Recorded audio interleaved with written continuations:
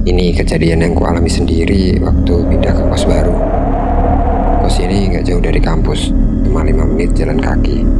Tempatnya cukup nyaman, cuma ada hal kecil yang sempat bikin aku ragu. Kamarku itu punya sebuah cermin tua di dekat pintu. Katanya sih cermin itu ada sejak lama, mungkin peninggalan dari penghuni lama. Dari pertama kali masuk, aku udah ngerasa aneh sama cermin itu. Bukan cuma karena bentuknya yang besar dan agak usam, tapi setiap kali aku melihat cermin itu, rasanya ada sesuatu yang memperhatikanku dari dalam cermin itu. Selamat datang kembali di Monoter, channel untuk kalian pecinta cerita horor yang tak biasa. Sebelum aku mulai cerita ini, jangan lupa subscribe agar kalian tak ketinggalan kisah lain yang penuh misteri. Cerita kali ini bukan cerita sembarangan. Apa kamu siap mendengarkannya?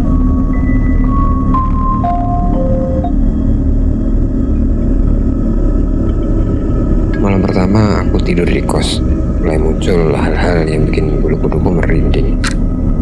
Sekitar jam 2 pagi, aku terbangun gara-gara dengar suara aneh, kayak suara bisikan pelan sama samar.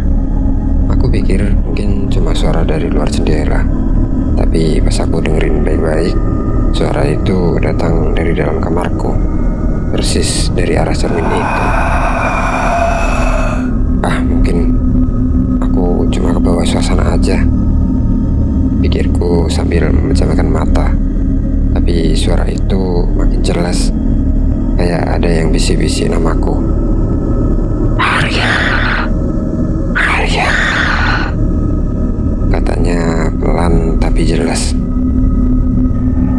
Aku langsung bangun, jantungku berdetak kencang. Aku menatap cermin itu, tapi gak ada apa-apa di sana. Hanya bayanganku sendiri yang terlihat pucat di cermin.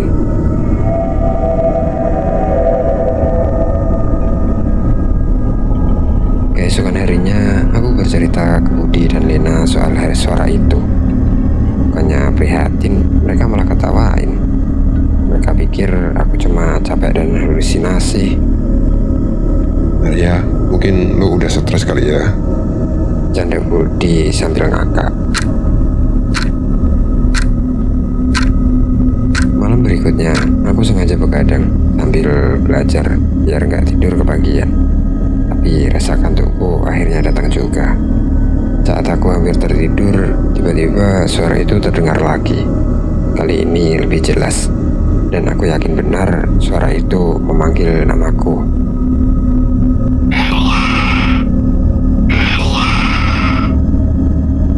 Aku bangun, mataku langsung tertuju ke cermin.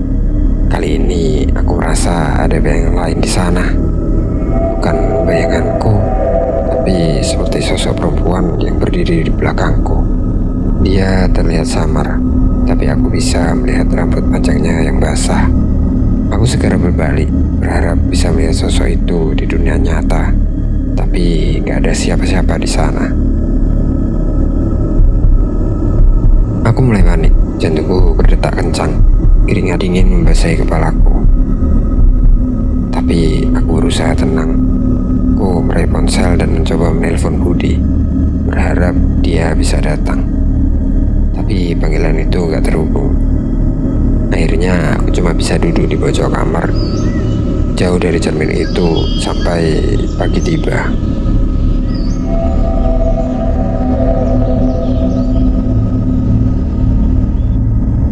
Keesokan harinya, Budi dan Lena datang ke kamarku. Aku ceritakan semuanya dengan wajah serius.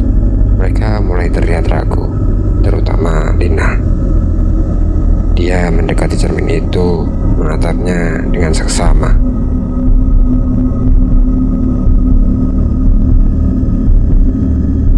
Lo yakin gak ada yang salah sama cermin ini, Arya? Tanya Lina sambil menyentuh permukaan cermin itu. Tiba-tiba dia mundur dengan cepat. Astaga, dingin banget. Lebih dingin dari kaca biasa. Katanya wajahnya mulai menunjukkan tanda-tanda ketakutan. Aku dan Budi cuma bisa saling pandang. Kami bertiga mulai merasa kalau cermin ini memang gak biasa. Mungkin ada sesuatu di baliknya, sesuatu yang gak bisa kita lihat. Malam itu, aku, Budi, dan Lena memutuskan untuk begadang di kamarku dan menyelidiki cermin itu. Kami menyalakan beberapa lilin dan mematikan lampu kamar. Semua terasa hening.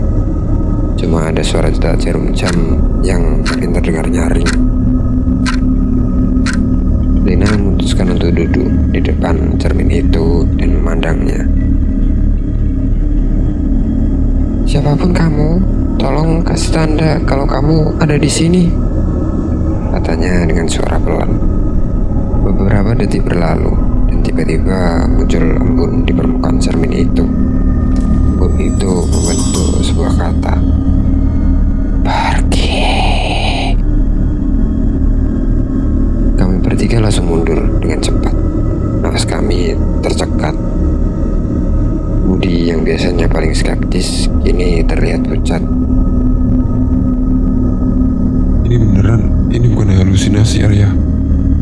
Katanya pelan sambil menatap cermin dengan pandangan yang ngeri.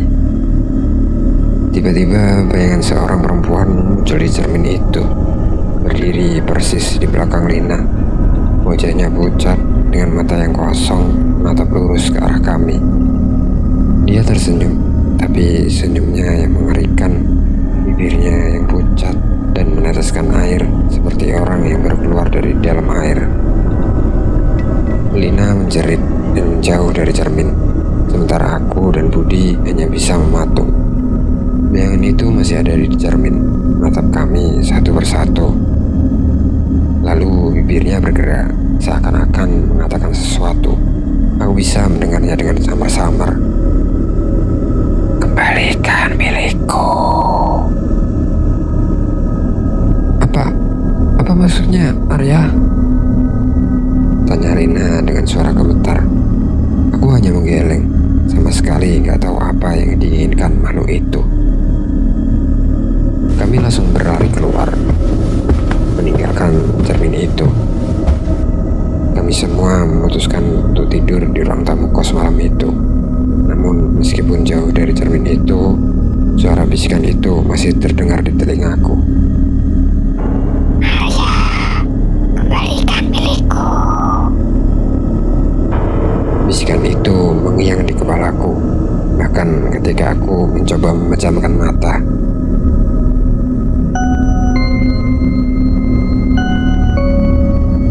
Paginya, aku memutuskan untuk bicara dengan pemilik kos. Aku ceritakan semuanya, berharap dia tahu sesuatu soal cermin itu. Tapi yang ku dapat malah jawaban yang mengerikan.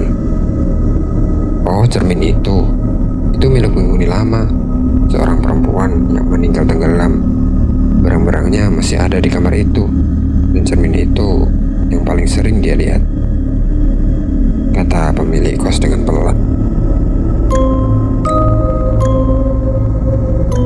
Malam itu, setelah mendengar cerita dari pemilik kos, aku memutuskan untuk pindah kamar. Tapi anehnya, suara itu tetap mengikutiku, meskipun aku udah gak tinggal di kamar itu lagi. Setiap malam, aku masih mendengar bisikan dari cermin, seolah-olah sosok itu tidak akan pernah pergi. Sampai hari ini, bahkan di kamar yang berbeda, aku masih mendengar suara itu. Bisikan yang memanggil namaku, minta